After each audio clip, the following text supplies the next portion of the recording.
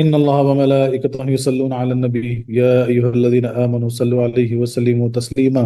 اللهم صل على سيدنا ومولانا محمد وعلى آل سيدنا ومولانا محمد وعلى آله وأصحابه وبارك وسلم كثيرا كثيرا. اعوذ باللہ من الشیطان الرجیم بسم اللہ الرحمن الرحیم. تو شکر کے متعلق، شکر بھی رب کی بڑی عبادت ہے. اس کے چند درجے ہیں. ادنا درجہ یہ ہے کہ ہر نعمت کو رب کی طرف سے جانیں. اس سے بڑھ کر یہ کہ ہر نعمت پر رب کی تعریف کریں. اس سے بڑھ کر یہ کہ گناہوں سے بچیں.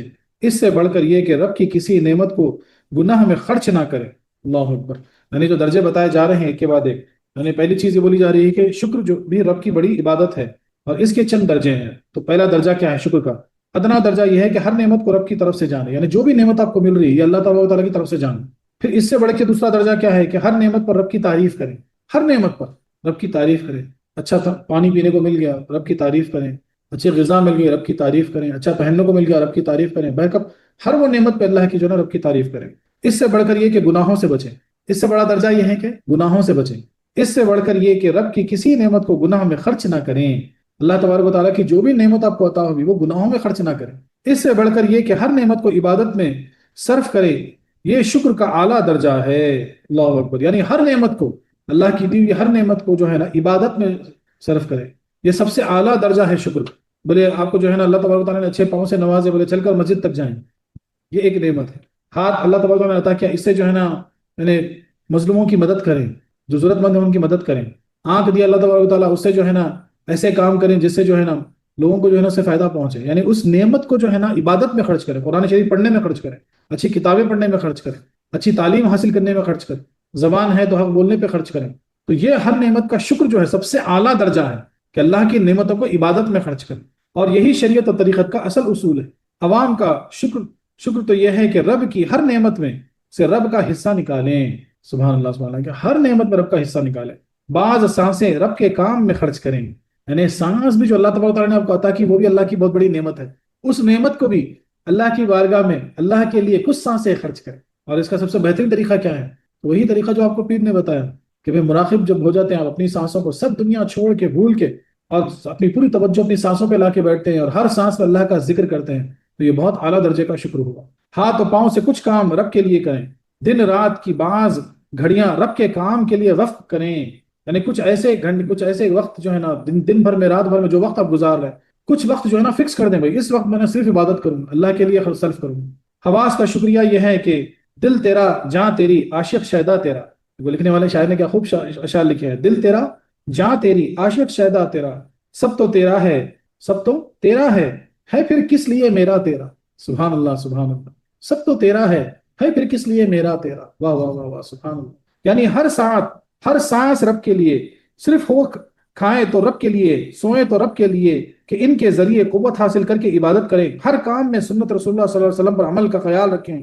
سمجھے کہ سونا جاگنا بلکہ مرنا جینا سب سنت ہے. سبحان اللہ سبحان اللہ. تو ہر وہ عمل تمہارا پھر عبادت ہو جاتا. سبحان اللہ سبحان اللہ. یہاں پر ایک چھوٹی سی حکایت ہے. کسی نے ابو حازم سے پوچھا کہ آنکھ کا شکر کیا ہے. کسی نے ابو حازم سے سوال کیا، بولے آنکھ کا شکر کیا ہے؟ آنکھ جو نعمت اللہ نے عطا کی، بولے اس کا شکر کیسے ادا کریں؟ فرمایا کہ بھلائی دیکھ کر ظاہر کر، برائی دیکھ کر ظاہر کرو، اور برائی دیکھ کر چھپا لو. یعنی کسی کی بھلائی دیکھے تو اس کو ظاہر کرو، اور کوئی برائی دیکھے تو اس کو چھپا لو. یہ آنکھ کا شکر ہے. کہا کان کا شکر کیا ہے؟ پھر سوال ہوا کہ کان کا شکر کیا ہے؟ فرمایا یہ کہ اچھی بات سن کر یاد کر لو اور بری بات کو بھول جاؤ. سبحان اللہ سبحان اللہ. تو کان کا شکر کیا ہے؟ جب کوئی اچھی بات سنو تو اسے اچھی طرح ذہن نشین اسے یاد کر لو، اور کوئی بری بات ہے تو اسے بھلا دو، اسے بھول جاؤ. پوچھا کہ ہاتھوں کا شکر کیا ہے؟ تو فرمایا کہ ان سے وہ چیز نہ پکڑو جس کے لیے وہ بنائے نہ گئے. ان سے وہ چیز نہ پکڑو جس کے لیے وہ بنائے نہ گئے. تو ہاتھ کس کے لیے نہیں بنایا؟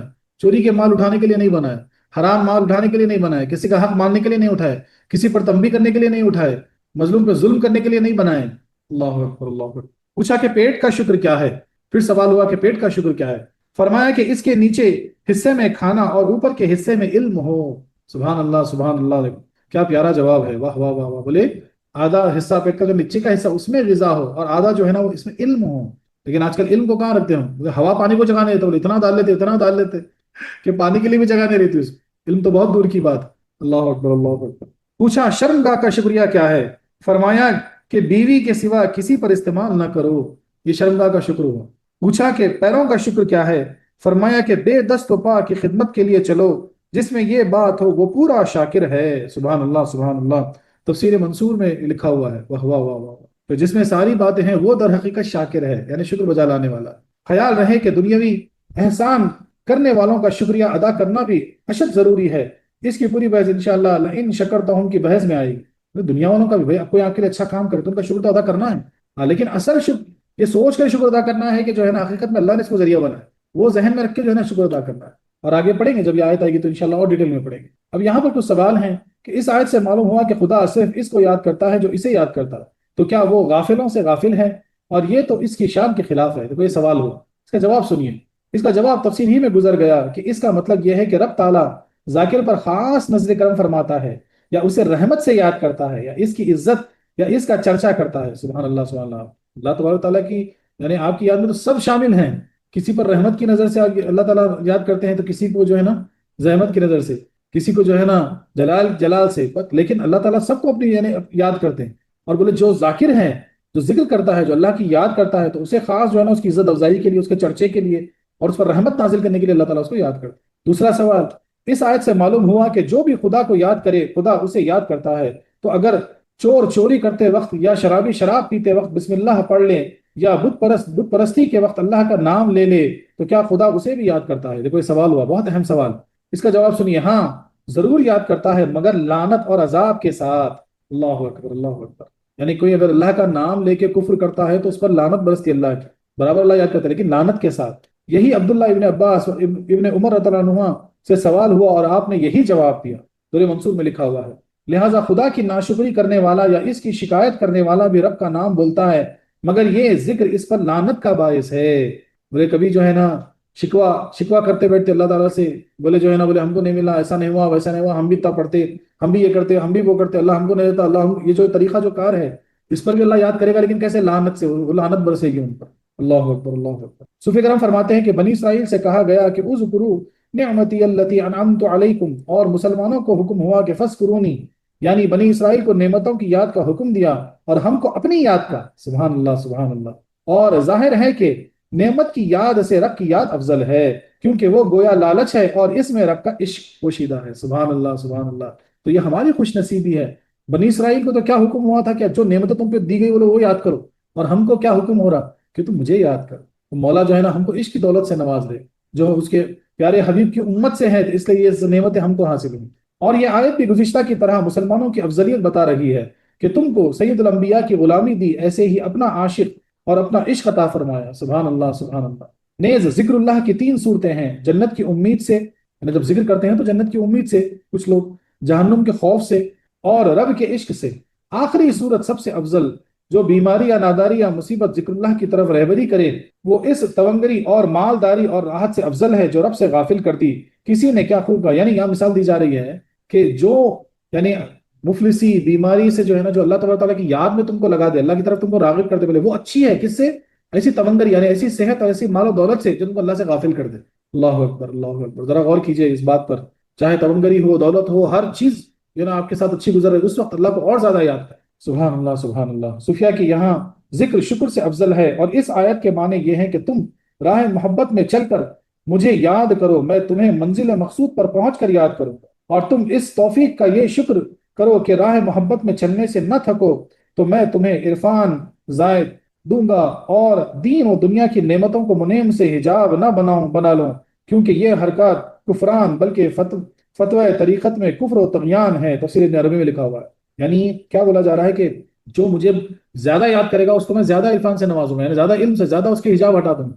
اور بولے تونگری یعنی نعمتوں کو، اور جو ہے نا یعنی اللہ تعالیٰ نے آپ کو اچھے سے نواز دیا، آپ کے پاس ہر وہ چیز موجود ہے، تو اس کا بہانہ بنا کے اگر اس سے دور ہوتے ہیں تو پھر یہ طریقت میں تو عین کفر ہے۔ اللہ اکبر اللہ اکبر۔ شریعت میں تو جو ہے نا آپ اللہ کو بھولے بیٹھے ہیں الگ چیز ہے، لیکن طریقت میں تو عین کفر ہے یہ۔ صوفیہ فرماتے ہیں کہ اس آیت کے معنی یہ بھی ہو سکتے ہیں کہ تم میری تعظیم کرو، میں تمہیں عزت دوں گا۔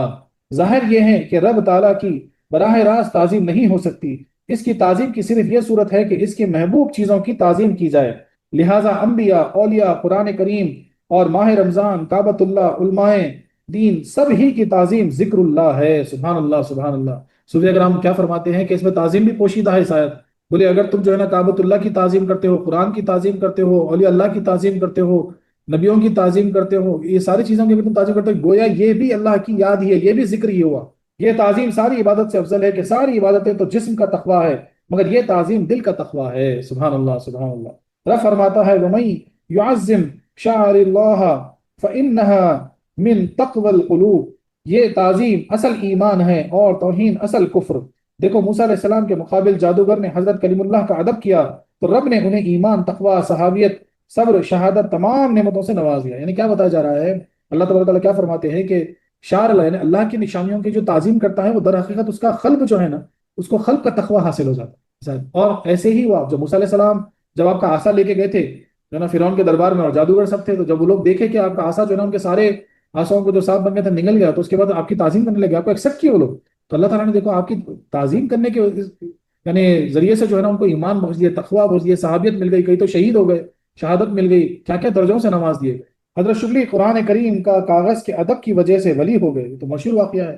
شراب کی حالت میں جو ہے نا آپ کو بسم اللہ لکھا ہوا ملا، آپ ادب سے لے کے اس کو رکھ دیا لے جا کے دھو کے، تو اس تعظیم کی وجہ سے جو ہے نا اللہ تعالیٰ نے آپ کو ولی بنا دیا۔ حضرت جنید بغدادی پہلے شاہی پہلوان تھے، ایک سید صاحب کے مقابل اکھاڑے میں گر جانے کی وجہ سے سرتاج اولیاء بن گئے، اور ابلیس، یعنی جنید بغدادی رحمۃ اللہ کا مشہور واقعہ ہے، آپ شاہی پہلوان ہوا کرتے تھے، کوئی آپ کے سامنے ٹک نہیں سکتا تھا، اور بہت آپ کی جو ہے نا عزت و اکرام تھی، لیکن ایک سید صاحب جو آئے ان کے سامنے آ کے بولے کہ بھائی میں اس لیے آیا لڑنے کے لیے کہ مجھے میری جو ہے نا جوان بچیوں کی مجھے شادی کرنی ہے اور میں سعادت ہوں، بس اس بات سے آپ گر گئے ان کے سامنے، ساری عزت، سارا نام، ہر چیز جو ہے نا وہ جو سب چلا گیا، لیکن پھر اللہ تعالیٰ نے دیکھو آپ کو ولیوں کا سرتاج بنا دیا۔ جنید بغدادی جو ہے وہ سرتاج ہیں سارے ولیوں کے۔ اور ابلیس صرف حضرت آدم علیہ السلام کی توہین کی وجہ سے کافر، بلکہ دل پر مہر والا کافر ہو گیا کہ اس نے کہا خلقتنی من نار وخلقتہ من طین، میں ناری سے اس مٹی کے ڈھیر کے آگے کیسے جھکوں۔ اللہ اکبر اللہ اکبر۔ شیطان خالی جو ہے نا اس بات پہ اکڑ کے رہے گا کہ میں نار، میں نے آگ سے بنا ہوا ہوں، تو مٹی سے بنے ہوں، بھلے مٹی کے ڈھیر کے سامنے میں کیوں جھکوں، میں تو اعلیٰ ہوں۔ اللہ اکبر اللہ اکبر۔ اسی خیال، اسی چیز نے اسے مردود بنا دیا۔ خیال رہے کہ شیطان نہ تو سجدہ نہ کرنے کے سے ایسا مردود ہوا، اور نہ آج بے نماز ہزار ہاں سجدے نہیں کرتے وہ کافر نہیں ہوتے، اور نہ سجدے کے انکار کی وجہ سے ایسا سخت لعنتی ہوا، اور نہ ہزار ہاں کفار تمام ارکان اسلام کے انکار ہوتے ہیں مگر ان پر مہر نہیں لگتی، بلکہ بہت سے مسلمان ہو جاتے ہیں۔ لہٰذا یہی درست ہے کہ وہ حضرت آدم علیہ السلام کی بے ادبی جان بوجھ کر کرنے کی وجہ سے ایسا سخت مردود ہوا۔ یعنی کیا مثال دی جا رہی ہے کہ کئی ایسے کفار آج موجود ہیں جو ہے نا اسلام کے کوئی ارکان نہیں کرتے، لیکن پھر بھی ان کو بھی جو ہے نا بہت نہیں لگتے، ان کو کبھی کبھی ہدایت مل جاتی۔ کئی ایسے ہیں جو اس میں سے ایمان لا لیتے، تو بولے اصل جو اس کا وجہ تھا نا یہ سجدہ نہ کرنے کی وجہ سے مردود نہیں ہوا، لیکن وہ آدم علیہ السلام کی جو ہے نا جان بوجھ کر جو بے ادبی کیا اس وجہ سے جو ہے نا لعنتی ہو گیا۔ تو سوچئے جان بوجھ کر بے ادبی کرنا اللہ کے مقدس بندوں کی کتنا بڑا عتاب لے کے آتا ہے، اس کو غور کریں ذرا، کتنا بڑا جو ہے نا عذاب لے کے آتا ہے اللہ کا، اس کو غور کریں۔ کہ کئی مرتبہ ہم بھی نماز چھوڑ دیتے ہیں، چھوٹ جاتی ہے ہم سے، لیکن ہم کافر نہیں ہو جاتے، اللہ تعالیٰ پھر بھی توفیق دیتا ہے کہ قضا پڑھ لو، توفیق دیتا ہے کہ جو ہے نا دہرا لو۔ کئی بار ایسا ہو گیا، لیکن جو ہے نا بے ادبی، اللہ کی نشانیوں کی، کسی بھی نشانی کی اللہ کی بے ادبی کرنا، پھر وہ ایسی لعنت ہو جاتی ہے کہ ان کے دلوں پہ سیدھا مہر لگ جاتی ہے۔ اللہ اکبر اللہ اکبر۔ اسی لیے کہا گیا کہ ادب جو ہے نا وہ پہلا قرینہ ہے محبت کے قرینوں میں، یعنی بالکل پہلی سیڑھی ادب ہے، اور اس پہ قائم نہیں ہو تو کہیں نہیں جا سکتے۔ اور سارا اسلام، سارا دین اگر آپ دیکھو کیا سکھا رہا ہے، وہ ادب ہی سکھا رہا ہے۔ بولے نماز کے لیے آنا ہے تو بولے پہلے بادب ہو جاؤ، بولے کپڑے صاف پہن لو، بولے وضو بنا لو، بولے بادب ہو کے ٹھہر جاؤ، پھر ادھر ادھر نہیں دیکھ سکتے، بولے بس جو ہے نا اپنے تصور، اپنی توجہ پوری جو ہے نا جما کے رکھو، بولے ایک دم مخلص ہو کے ٹھہر جاؤ اللہ کی بارگاہ۔ روزہ ادب سکھا رہا کہ بھائی اب تمہیں جیسے فجر ہو گئی، جیسے جو ہے نا فجر سے پہلے وقت ہو گیا، بولے اب تم کچھ کھا پی نہیں سکتے، بھوک بھی لگے تو تم کو ادب کرنا ہے روزے کا، بولے کوئی کھا رہا، اور لوگ جو ہے نا روزے دار کے سامنے ادب کرتے نہیں کہتے، بولے بھائی روزہ ہے ان کے سامنے کیسے، ہٹ جاؤ یہاں سے۔ سارا دین ادب سکھا رہا ہے۔ حج کو جاؤ تو باادب ہو کے آؤ، بولے سب ایک ہی کپڑا پہن کے آؤ، کوئی امیر کوئی غریب کچھ نہیں، سب کو صرف دو کپڑے نصیب ہوں گے، تیبن اور شال، بولے بس وہ ڈال کے آنا ہے اور کچھ نہیں، ورنہ تمہارا حج نہیں ہوگا۔ سبحان اللہ سبحان اللہ۔ سارا دین ادب سکھا رہا۔ اسی لیے کہا گیا کہ شیطان بھی جو مردود ہوا نا، اس کے دل پہ جو مہر لگی، وہ جان بوجھ کر آدم علیہ السلام کی جو بے ادبی کیا نا اس وجہ سے لگی۔ اور صوفی اکرام کیا فرماتے ہیں، بولے کبھی بے ادبی نہ کرنا، اللہ کے مقرب بندوں کی، ولی اللہ کی، شعر اللہ کی کبھی بے ادبی نہیں کرنا، کیونکہ اس سے کیا ہوتا ہے معلوم ہے، فوری ایمان سے جاتے ہیں، فوری درجے سے گر جاتے ہیں۔ اللہ ہم سب کو محفوظ رکھے۔ سبحان اللہ سبحان اللہ۔ وآخر دعوانا أن الحمد لله رب العالمين۔